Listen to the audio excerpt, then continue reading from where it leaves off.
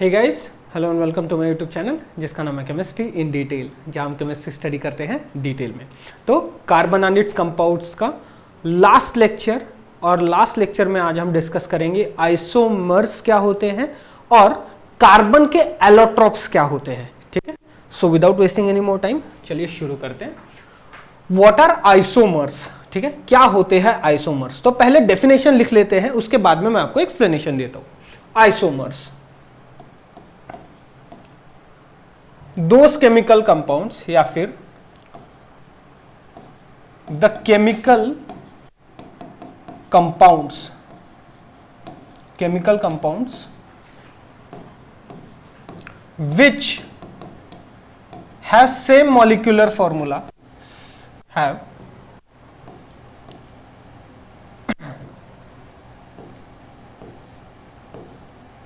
which have same molecular formula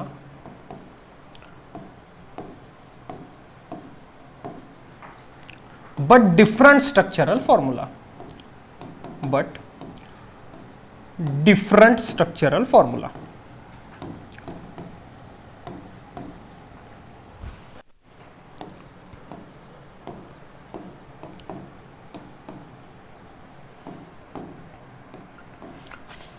arrangement, ठीक है।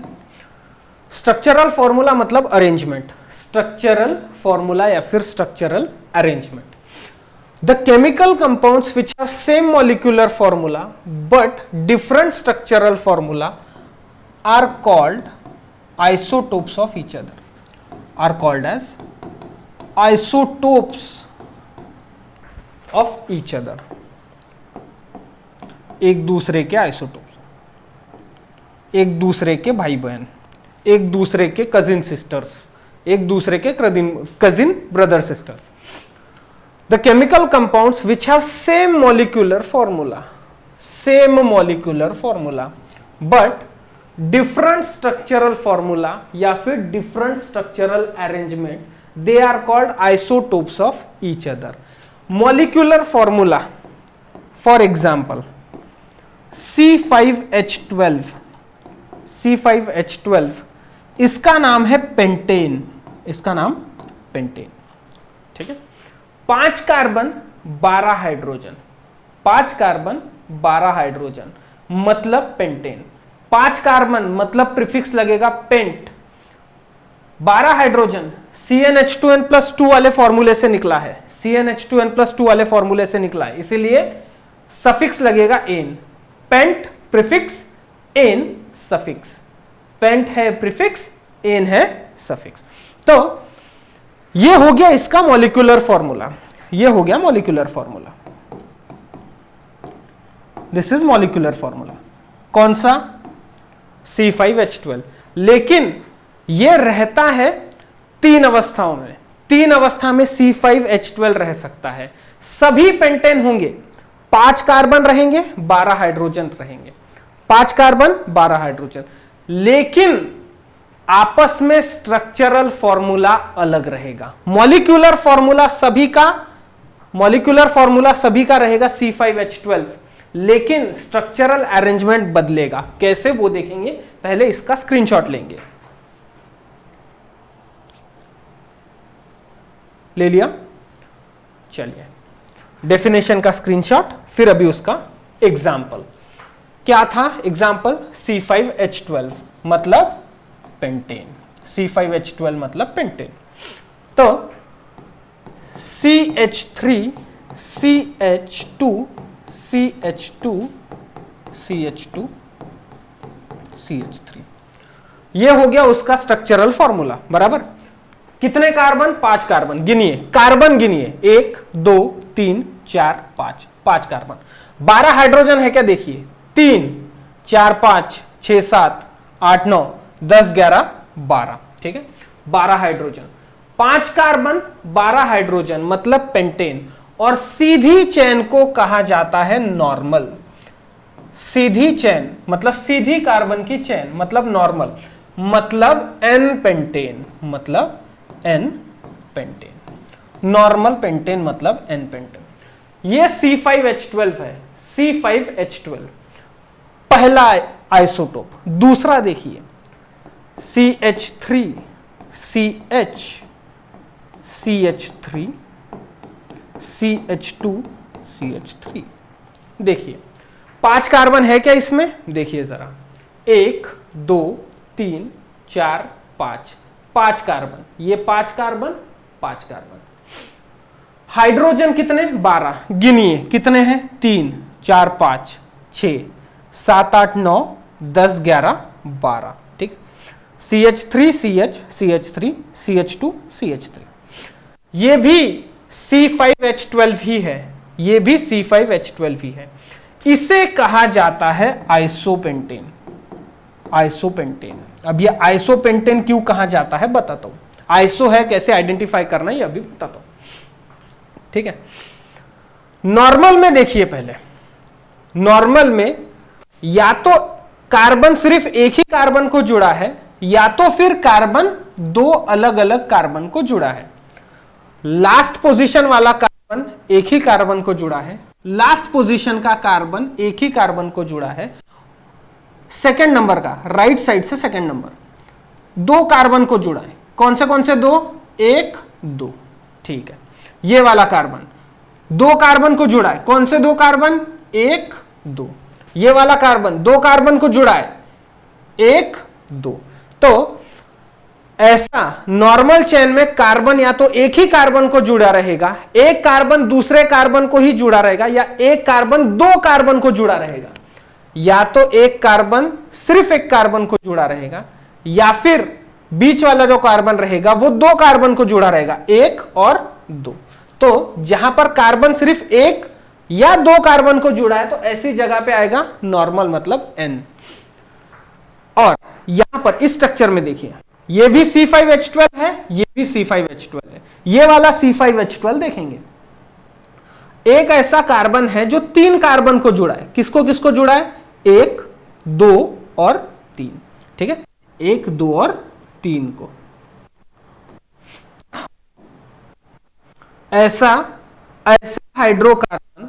ऐसा हाइड्रोकार्बन जहां पे एक कार्बन ऐसा रहेगा जो 3 कार्बन को जुड़ा रहेगा, एक कार्बन ऐसा रहेगा जो 3 कार्बन को जुड़ा रहेगा, उसे हम कहेंगे आइसो। तो कौन सा आइसो? आइसोपेंटेन। क्यों pentane? 5 carbon 12 hydrogen. 5 carbon 12 hydrogen मतलब पेंटेन।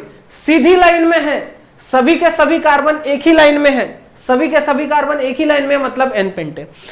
सभी के सभी कार्बन एक लाइन में नहीं है, 4 लाइन में है, एक लाइन में है और एक एक्स्ट्रा का बाहर निकल गया।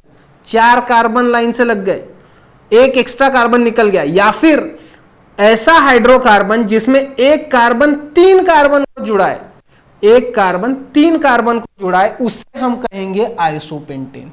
ये दोनों एक दूसरे के आइसोमर्स है, ये दोनों एक दूसरे के आइसोमर्स है। कैसे वो बताता हूं अभी। और एक और आइसोमर देखते हैं इसका, CH3 C3 CH3 CH3। ठीक है, कितने कार्बन? कार्बन गिनिए, 1 2 3 4 5, 5 कार्बन 5 कार्बन। 12 हाइड्रोजन है क्या देखेंगे? CH3 ये देखिए 3 6 9 12। ये भी C5H12 है, ये C5H12 है, ये C5H12 है, ये भी C5H12 है। ये भी पेंटेन, ये भी पेंटेन, ये भी पेंटेन। पहला वाला N पेंटेन, दूसरा वाला आइसोपेंटेन, तीसरे वाले को कहा जाता है नियोपेंटेन। क्यों नियोपेंटेन कहते हैं बताता हूं। ऊपर वाले हाइड्रोकार्बन की चेन में सभी कार्बन सीधी लाइन में थे, मतलब नॉर्मल। या तो एक कार्बन एक ही कार्बन को जुड़ा रहेगा दूसरे कार्बन को, या फिर दूसरा कार्बन दो अलग अलग कार्बन को जुड़ा रहेगा, मतलब नॉर्मल। आइसो में क्या होता है? एक कार्बन ऐसा निकल जाता है जो 3 अलग अलग कार्बन को अटैच्ड है, 3 अलग अलग। ये वाला कार्बन 3 कार्बन को अटैच्ड है, ये वाला कार्बन 3 कार्बन को अटैच्ड है, 1 2 3। क्या लिखा? आइसो। अब यहां पे सेंट्रल वाला देखिए, ये जो सेंटर में लगा हुआ है, बीच में जो कार्बन है उसको देखिए, ये कितनों को अटैच्ड है? 1 2 3 4। ऐसा कार्बन, ऐसा हाइड्रोकार्बन जिसमें एक कार्बन ऐसा है जो 4 अलग अलग कार्बन जुड़ा है, उसे कहा जाएगा नियोपेंटेन। 5 कार्बन और 12 हाइड्रोजन मतलब पेंटेन। ये भी पेंटेन है, ये भी पेंटेन है, ये भी पेंटेन है। ये एन पेंटेन, नॉर्मल पेंटेन सीधा, ये है आइसोपेंटेन और ये है नियोपेंटेन। ये तीनों एक दूसरे के आइसोमर्स है, ये तीनों एक दूसरे के आइसोमर्स है। इसी को कहा जाता है आइसोमेरिज्म। ठीक है, इस फिनोमेना को कहा जाता है आइसोमेरिज्म। तो हमारी डेफिनेशन क्या थी? The chemical compounds which have same molecular formula but different structural formula are called isotopes of each other. उन्हें हम कहेंगे एक दूसरे के आइसोटोप। एग्जाम्पल हमने लिया C5H12 पेंटेन। C5H12 मतलब पेंटेन, ये भी पेंटेन है, ये भी पेंटेन है, ये भी पेंटेन है। तीनों का मॉलिक्यूलर फॉर्मूला सेम, तीनों का molecular formula same, C5H12 C5H12। ठीक है, तो ये तीनों एक दूसरे के रिश्तेदार हो गए, ये तीनों एक दूसरे के आइसोमर्स हो गए। ठीक है, और इस फिनोमेना को क्या कहा जाता है? आइसोमेरिज्म। आइसोमेरिज्म। ठीक है, this phenomena is called as isomerism. पहले इसका स्क्रीनशॉट ले लेंगे, उसके बाद में हम नेक्स्ट एग्जांपल स्टडी करते हैं। चलिए, ले लिया। चलिए एक और एग्जांपल लेते हैं आइसोमेरिज्म का। Butene C4H8, C4H8 butene.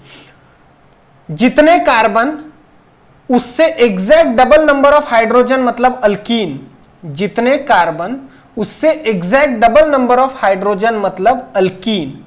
4 carbon का अल्कीन ब्यूटीन, 4 कार्बन का अल्कीन मतलब ब्यूटीन। चलिए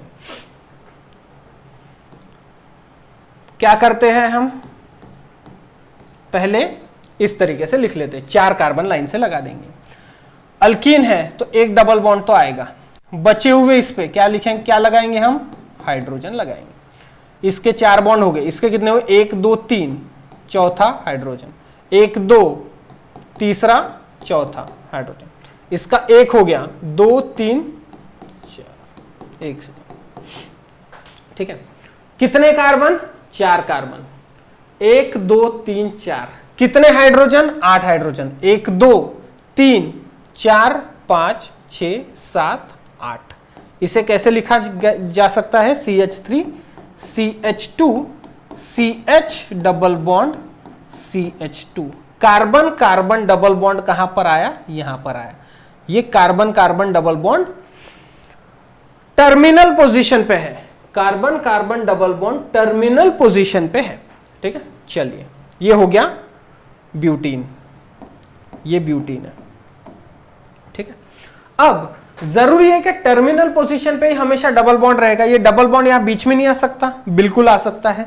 देखिए कैसे आएगा। ब्यूटीन 4 कार्बन, पहले 4 कार्बन लाइन से लगा देंगे, राइट।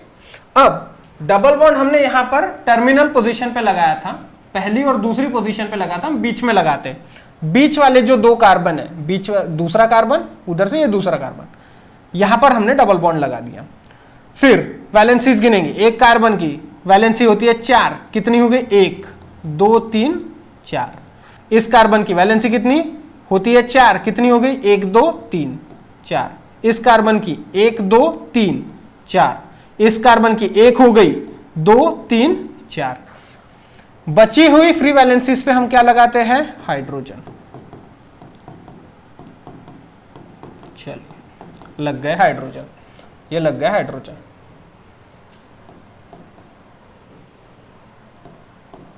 ठीक है, अब इसको हम कैसे लिखेंगे? CH3 CH double bond CH single bond CH3 CH3 CH3 CH CH double bond CH CH single bond CH3 single bond CH3। कितने कार्बन? 4 carbon, 1 2 3 4 carbon. हाइड्रोजन कितने हैं गिनिए, कितने चाहिए, कितने होने चाहिए? 8 होने चाहिए। 3 4 5 6 7 8, ठीक है। तो ये भी ब्यूटीन है, ठीक है, ये भी ब्यूटीन है, वो भी ब्यूटीन था, ये भी ब्यूटीन है। कौन सा ब्यूटीन? तो जहां से डबल बॉन्ड शुरू होता है, जहां कार्बन डबल बॉन्ड शुरू होता है, ये CH2 कहां पे है? CH2 double bond CH, terminal position पे है, इसे कंसीडर किया जाता है 1 ब्यूटीन, इसे कंसीडर किया जाएगा 1 ब्यूटीन। और क्यों? क्योंकि डबल बॉन्ड की पोजीशन पहले कार्बन पे, डबल बॉन्ड की पोजीशन पहले कार्बन पे, यहां डबल बॉन्ड की पोजीशन दूसरे कार्बन पे। उधर से चालू करो 1 2, इधर से चालू करो 1 2, अगर उधर से चालू करें तो 1 2, इधर से चालू करेंगे तो 1 2, ये हो गया 2 ब्यूटीन, क्योंकि दूसरे नंबर का कार्बन डबल बॉन्ड बना रहा है। यहां पर पहले नंबर का कार्बन 2 बॉन्ड बना रहा था, यहां पर दूसरे नंबर का कार्बन डबल बॉन्ड बना रहा है, ठीक है। तो दोनों भी ब्यूटीन है, दोनों भी ब्यूटीन। कौन से ब्यूटीन? 1 butene 2 butene.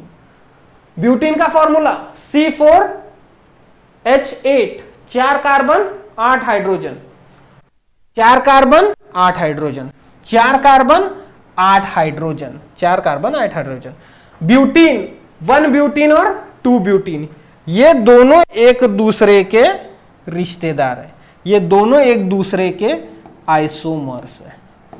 तो आइसोमर्स मतलब क्या? ऐसे केमिकल फॉर्मूले, ऐसे केमिकल कंपाउंड्स जिनका मॉलिक्यूलर फॉर्मूला सेम लेकिन स्ट्रक्चरल फॉर्मूला अलग अलग। Molecular formula same, C4H8, 4 carbon 8 hydrogen, 4 carbon 8 hydrogen, 4 carbon 8 hydrogen. Molecular formula same, structural formula अलग अलग। यहां पे पहले कार्बन ने डबल बॉन्ड बनाया है, यहां पर दूसरे कार्बन ने डबल बॉन्ड बनाया। 1 ब्यूटीन 2 ब्यूटीन, दोनों भी ब्यूटीन है। 1 ब्यूटीन 2 ब्यूटीन, ये दोनों एक दूसरे के हो गए आइसोमर्स। 11th स्टैंडर्ड में आपको ये सभी चीजें बहुत ज्यादा डिटेल में रहेंगी, इवन आपके 12th स्टैंडर्ड में भी डिटेल में रहेगी, ठीक है। तो आइसोमर्स को बहुत अच्छे से कर लेंगे। अगर आपको 1 ब्यूटीन 2 ब्यूटीन नहीं आएगा अभी 10th स्टैंडर्ड में चलेगा, लेकिन आपको एन पेंटेन, आइसोपेंटेन और नियोपेंटेन आना ही चाहिए। पेंटेन मतलब C5H12, 5 carbon 12 hydrogen, 5 carbon 12 hydrogen, 5 carbon 12 hydrogen, 5 carbon 12 hydrogen. Molecular formula same, structural formula अलग अलग, मतलब एक दूसरे के आइसोमर्स, ठीक है। चलिए ये हो गया, इसका आप स्क्रीनशॉट ले लेंगे, उसके बाद में एलोट्रोप्स ऑफ कार्बन स्टडी करते हैं। पहले इसका स्क्रीनशॉट लेंगे, ले लिया। चलिए एलोट्रोप्स ऑफ कार्बन, तो बेसिकली एलोट्रोप्स ऑफ कार्बन, ये टर्म बेसिकली आई है एलोट्रोपी से।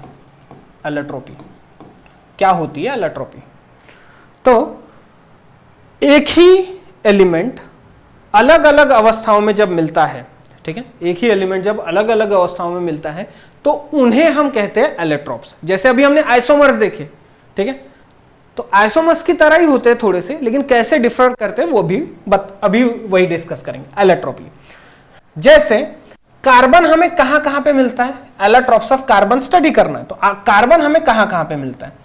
कार्बन हमें मिलता है कार्बन डाइऑक्साइड में, बराबर। कार्बन डाइऑक्साइड में कार्बन है, हाँ है।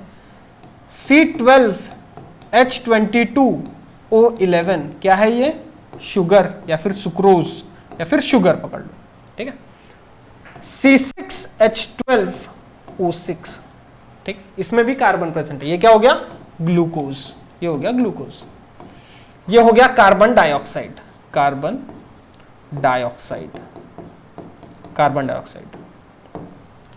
कार्बन डाइऑक्साइड में भी कार्बन है, शुगर में भी कार्बन है, ग्लूकोज में भी कार्बन है, ठीक है। अब यहां पर सभी की संख्या अलग अलग है। कार्बन डाइऑक्साइड में एक ही कार्बन का एटम है, शुगर में कार्बन के 12 एटम है, ग्लूकोज में कार्बन के 6 एटम है। तो ये एक दूसरे के एलोट्रोप्स नहीं है, ठीक है, ये एक दूसरे के एलोट्रोप नहीं है। हमें बात करना है सिर्फ और सिर्फ कार्बन की। हमें कार्बन ऑक्साइड में नहीं चाहिए, हमें कार्बन शक्कर वाला नहीं चाहिए, हमें कार्बन ग्लूकोज वाला नहीं चाहिए, हमें सिर्फ प्योर कार्बन से मतलब है कि प्योर कार्बन हमें किस अवस्था में मिलेगा। तो प्योर कार्बन हमें मिलता है डायमंड की अवस्था में। डायमंड, इसमें सिर्फ कार्बन के एटम्स प्रेजेंट होते हैं, ओनली कार्बन, ठीक है, only carbon atoms, only carbon atoms are present, only carbon atoms are present. किसमें? डायमंड में। इसमें आपको ऑक्सीजन नहीं मिलेगा, इसमें आपको सल्फर नहीं मिलेगा, नाइट्रोजन नहीं मिलेगा, कुछ नहीं। प्योर कार्बन मतलब प्योर कार्बन, सिर्फ कार्बन के एटम मतलब सिर्फ कार्बन के एटम रहेंगे। किसमें? डायमंड में। ये हो गया डायमंड, हो गया मतलब एलोट्रोपी हो गया कार्बन का। कार्बन, प्योर कार्बन हमें मिलता है डायमंड की अवस्था में, प्योर कार्बन हमें मिलता है ग्राफाइट की अवस्था में, ठीक, graphite. Diamond only carbon atoms are present, graphite only carbon atoms are present. Diamond में भी सिर्फ कार्बन के ही कण रहेंगे, कार्बन के ही एटम रहेंगे, ग्राफाइट में भी सिर्फ कार्बन के ही एटम रहेंगे। और तीसरा रहता है फुलरीन, या फिर आपके 10th स्टैंडर्ड की एनसीईआरटी की किताब में दिया है Buckminster, Buckminster fullerene, fullerene, Buckminster fullerene, ठीक है। बकमिंस्टर फुलरीन में भी सिर्फ कार्बन के एटम्स प्रेजेंट है और कुछ नहीं। डायमंड में सिर्फ कार्बन के एटम्स, ग्राफाइट में सिर्फ कार्बन के एटम्स, बकमिंस्टर फुलरीन में भी सिर्फ और सिर्फ कार्बन के एटम्स और कुछ नहीं। तो ऐसे एलिमेंट्स जो सिर्फ एक अवस्था में ना रहते हुए, ठीक है, एक अवस्था में मतलब ऐसा नहीं कि मतलब कार्बन हमें सिर्फ डायमंड की अवस्था में मिलता है। अगर ऐसा होता तो एलोट्रोपी ये टर्म ही नहीं आती, एलोट्रोपी ये टर्म ही नहीं आती, एलोट्रोपी टर्म ही नहीं आती। लेकिन एलोट्रोपी टर्म इसलिए आई क्योंकि प्योर कार्बन हमें 3 अवस्थाओं में मिलता है। कौन सी 3 अवस्था? या तो कार्बन डायमंड की अवस्था में मिलेगा, या तो कार्बन ग्राफाइट की अवस्था में मिलेगा, या तो कार्बन हमें बकमिंस्टर फुलरीन की अवस्था में मिलेगा, ठीक है। चलिए इसका पहले स्क्रीनशॉट ले लेंगे, फिर आगे बढ़ते हैं।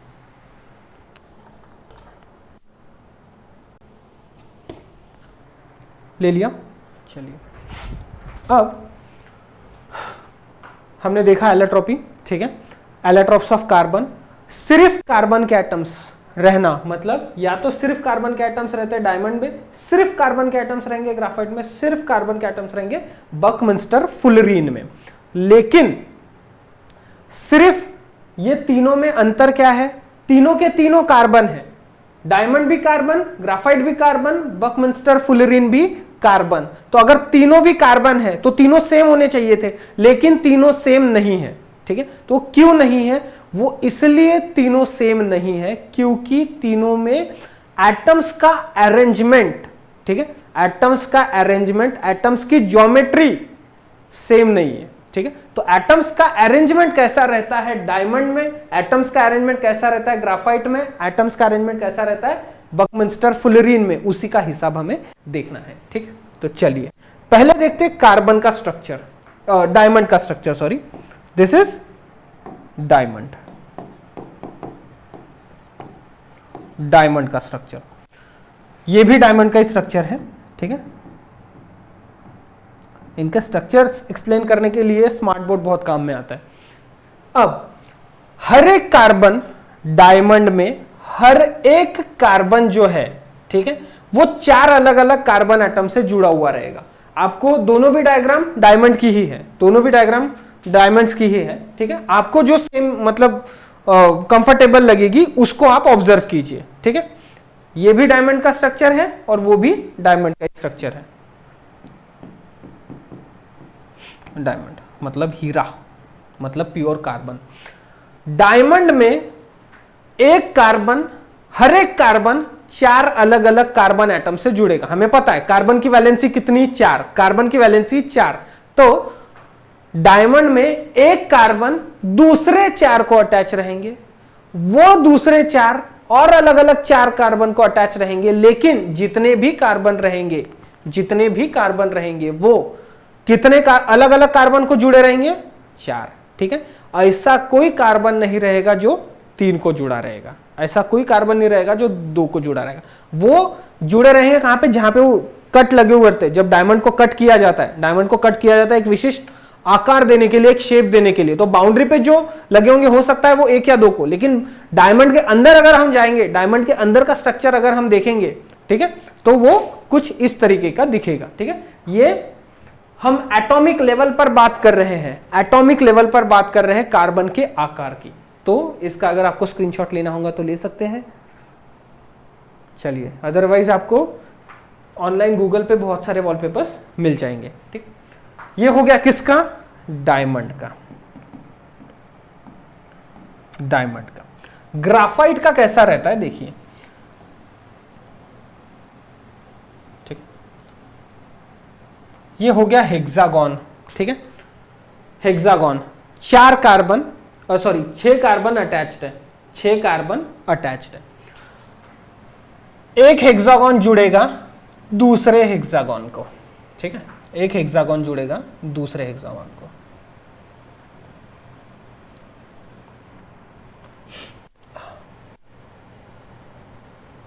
ठीक, ये ऐसी पूरी एक थीन शीट, ऐसी लेयर बनती चली जाएगी, किसकी? कार्बन की। तो ये एक, इसके नीचे एक परत रहेगी। ठीक है, इसके नीचे एक परत रहेगी। मैं आपको बना के बताऊंगा, डोंट वरी। मतलब ऑलरेडी रेडीमेड जो है वो भी बताऊंगा। अगर आपको मेरी डायग्राम समझ में नहीं आ रही फिर भी समझ में आ जाएगी, डोंट वरी। समझ में नहीं आ रही फिर भी समझ में आ जाएगी। ठीक, ये हो गई एक परत, किसकी? कार्बन एटम्स की। ये हो गई उसके नीचे की परत, किसकी? कार्बन एटम्स की। तो हेक्सागोन की एक परत, उसके ऊपर हेक्सागोन की दूसरी परत। मतलब समझ लीजिए मेरा हाथ है, तो ये हो गई एक परत हो गई। ठीक है, ये एक परत हो गई, किसकी? कार्बन की। और कार्बन कैसे अरेंज्ड है? हेक्सागोन के शेप में। हेक्सागोन, एक हेक्सागोन, दूसरा हेक्सागोन, तीसरा हेक्सागोन, चौथा हेक्सागोन, 5वां रहेगा, 6वां रहेगा, 7वां रहेगा, 8वां रहेगा। उसके नीचे ये एक हेक्सागोन, उसके नीचे एक हेक्सागोन की लेयर रहेगी।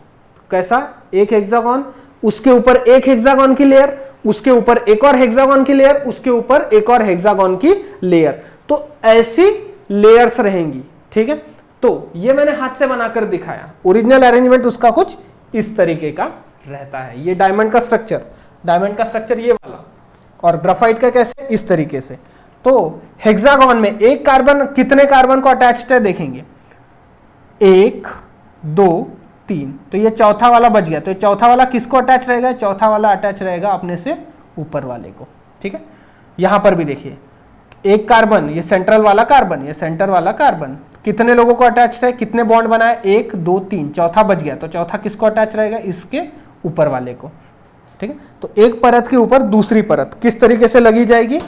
इस तरीके से लगी जाएगी। ये देखिए, ठीक है, ये हेक्सागोन की एक परत, ये जो बॉल्स दिख रहे हैं, ब्लैक कलर के जो बॉल्स दिख रहे हैं, ये क्या है? कार्बन के एटम। तो हेक्सागोन की एक परत, उसके ऊपर दूसरी परत, उसके ऊपर तीसरी परत। वैसे जैसे मैंने अभी बताया, हेक्सागोन की परत, उसके ऊपर एक और परत, उसके ऊपर एक और परत, उसके ऊपर एक और परत। ठीक है, तो इसीलिए ये परत के बीच में इलेक्ट्रॉन ट्रैप हो जाते हैं। ये जो एक परत के ऊपर जो बीच में जो परत आ गई, यहां पे इलेक्ट्रॉन ट्रैप हो जाते हैं। इसीलिए graphite is a good conductor of electricity. Graphite is good conductor of electricity. Good conductor of electricity. Graphite is good conductor of electricity. हाँ, on the other hand, diamond is bad conductor of electricity. ठीक है, क्यों bad conductor of electricity क्यों है diamond?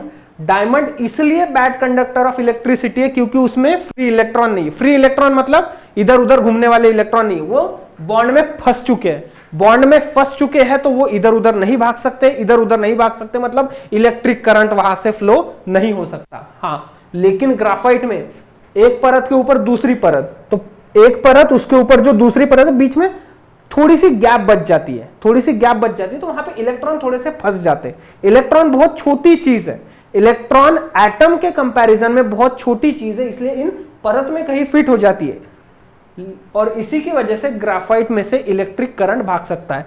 Diamond में से electric current नहीं भाग सकता, ग्राफाइट में से इलेक्ट्रिक करंट बिल्कुल भाग सकता है। ठीक है, दोनों के मेल्टिंग पॉइंट हाई है, ग्राफाइट का भी मेल्टिंग पॉइंट हाई है, डायमंड का भी मेल्टिंग पॉइंट हाई है। तो दोनों में कंपैरिजन में किसका ज्यादा मेल्टिंग पॉइंट है?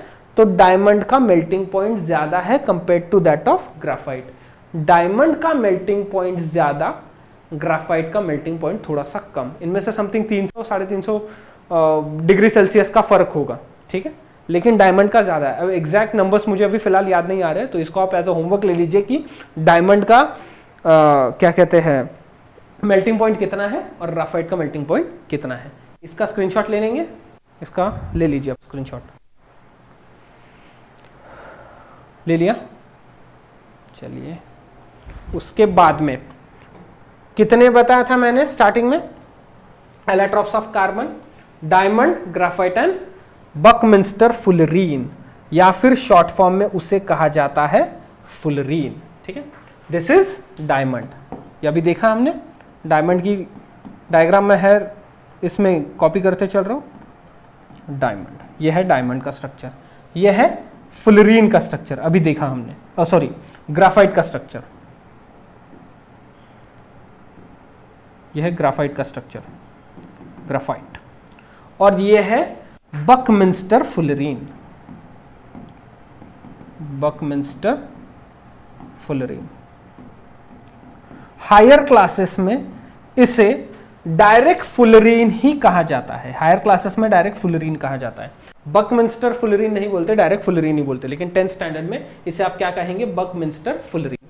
अब डायमंड में एक कार्बन 4 अलग अलग कार्बन को अटैच रहेगा, ग्राफाइट में हेक्सागोन की एक परत, उसके ऊपर हेक्सागोन की दूसरी परत, उसके ऊपर हेक्सागोन की तीसरी परत, उसके ऊपर हेक्सागोन की चौथी परत, ऐसे परत बढ़ती चली जाएगी।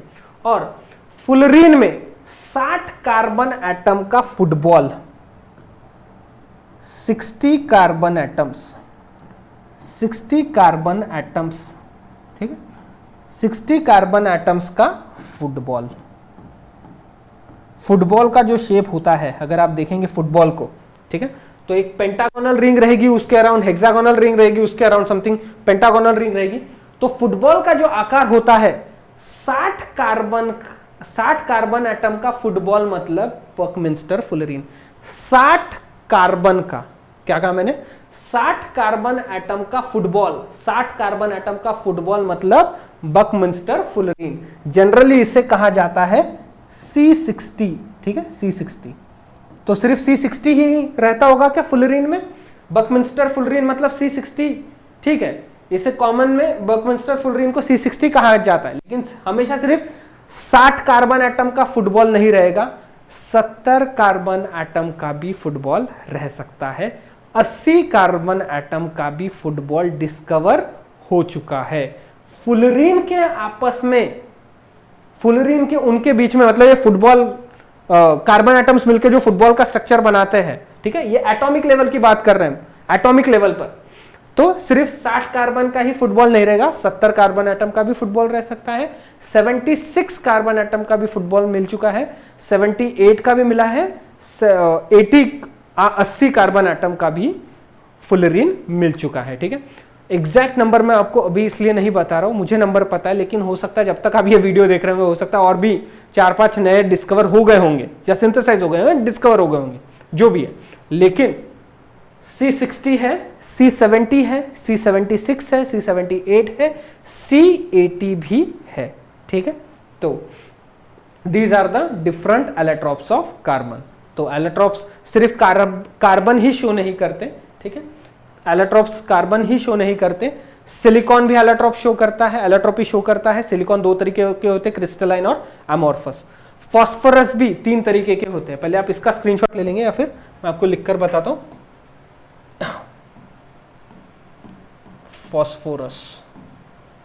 फॉस्फोरस भी रहते 3 तरीके के, red, black phosphorus, red phosphorus and white phosphorus, white phosphorus, ठीक है।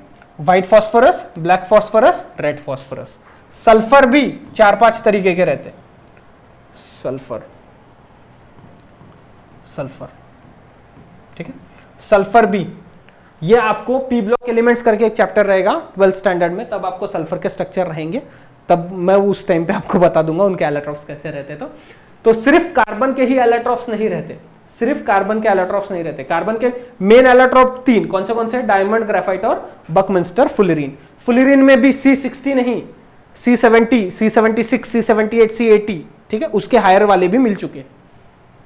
उसके बाद फॉस्फोरस भी एलोट्रॉपी शो करता है। फॉस्फोरस के भी 3 allotrope, red phosphorus, black phosphorus and white phosphorus. Sulphur के भी है एलोट्रॉप्स, ठीक है, सल्फर के भी एलोट्रॉप्स है।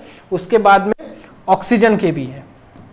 ऑक्सीजन के 2 बेसिकली, पहले O2 एंड O3। O2 मतलब ऑक्सीजन मॉलिक्यूल, ऑक्सीजन मॉलिक्यूल, और O3 मतलब ओजोन, जो ओजोन लेयर है हमारे अर्थ के अराउंड, जो ओजोन लेयर है वो O3 है। ऑक्सीजन के 3 एटम मिलके बनता है। ये भी ऑक्सीजन है, ऑक्सीजन मॉलिक्यूल, और ये ऑक्सीजन मतलब ये ओजोन। O3 मतलब ओजोन, O2 मतलब ऑक्सीजन मॉलिक्यूल, O3 मतलब ओजोन। ये दोनों ऑक्सीजन के क्या है? एलोट्रॉप्स। ये एलोट्रॉप्स है। सल्फर भी एलोट्रॉपी को शो करता है, ऑक्सीजन भी शो करता है, सिलिकॉन भी शो करता है, ठीक, सिलिकॉन भी एलोट्रॉपी को शो करता है। तो हमारे सिलेबस में ये सब नहीं थे, लेकिन हमारे सिलेबस में कौन सा था? अपना डायमंड, ग्राफाइट और बकमिंस्टर फुलरीन। इसका अगर आपको स्क्रीनशॉट लेना होगा तो ले सकते हैं। मिलते हैं, आई होप आपको यहाँ तक की चीज़ें क्लियर हो गई होंगी। मिलते हैं अगले वीडियो में या फिर अगले चैप्टर में। वीडियो देखने के लिए थैंक यू वेरी मच।